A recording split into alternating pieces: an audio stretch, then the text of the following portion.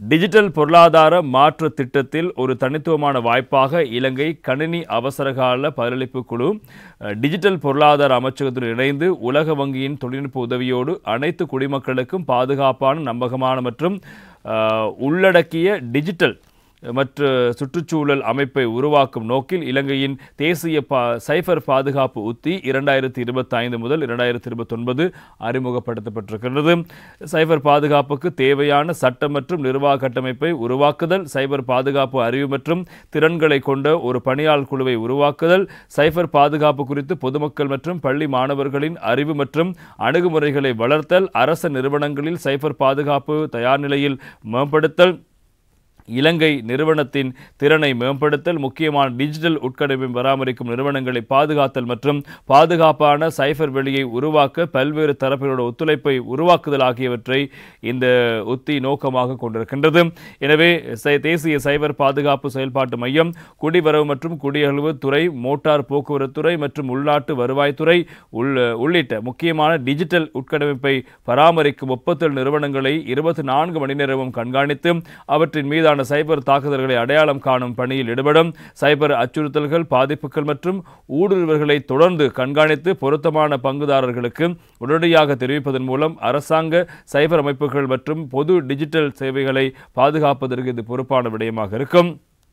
இந்த மையம் இலங்கையின் டிஜிட்டல் அமைப்பின் பாதுகாப்பு மற்றும் மீள்தன்மையை மேம்படுத்தும், சைபர் மற்றும் பாதுகாப்பு அச்சுறுத்தலுக்கு முன்கூட்டியே எச்சரிக்கை மற்றும் விரைவான பதிலை வழங்கும் மற்றும் பாதுகாப்பு டிஜிட்டல் செயல்பாடுகளை பராமரிக்க அரச நிறுவனங்கள் மற்றும் தனியார் துறையை ஆதரித்து கல்வி கற்பிக்கும் செயல்பாடு தொடர்ச்சியாக விரைவான பதில், குறைந்த செலவு, இணக்கம் மற்றும் நம்பிக்கை ஆகிய நன்மைகளில் அடங்கும் தேசிய சைபர் பாதுகாப்பு உத்தியானது 2029 வரையான காலப்பகுதி டிஜிட்டல் பொருளாதார விவகாரங்களுக்கு பிரதி அமைச்சர் வழங்கப்பட்டது என்பதாகவும் அந்த செய்தி முக்கியமாக இருப்பது காணலாம்.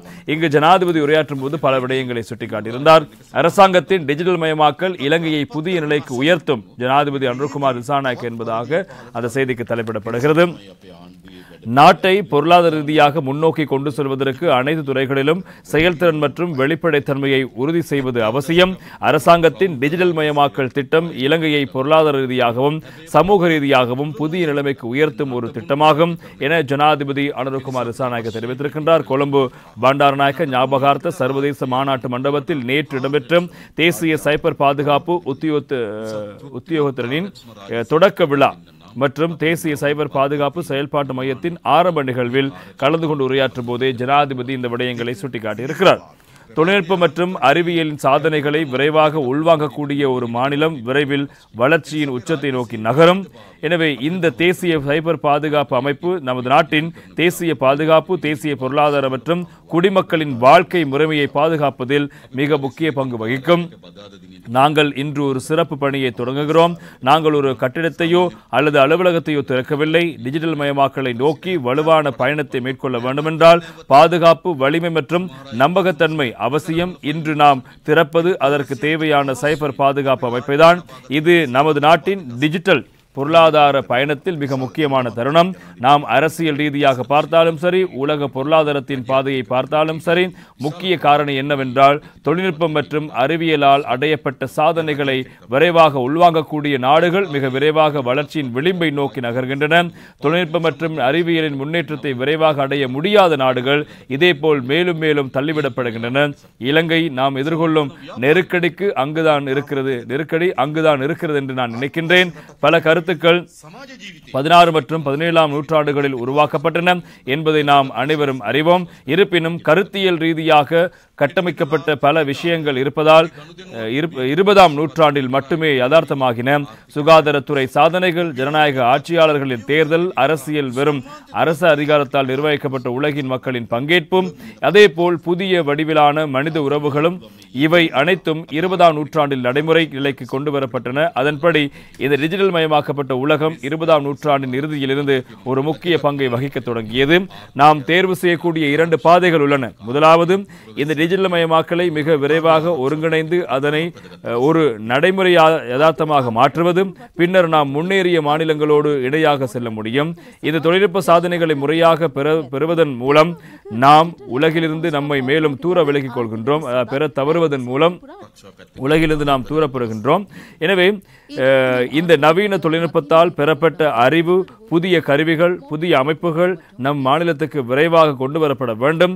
அதனால் தான் டிஜிட்டல் மயமாக்கல் நமது அரசாங்கத்தின் ஒரு முக்கிய திட்டமாக அடையாளம் காணப்பட்டிருக்கிறது. அறிஞர்கள் மற்றும் நிபுணர்கள் அதற்காக மிகுந்த அர்ப்பணிப்புடன் பணியாற்றி வருகிறார்கள்.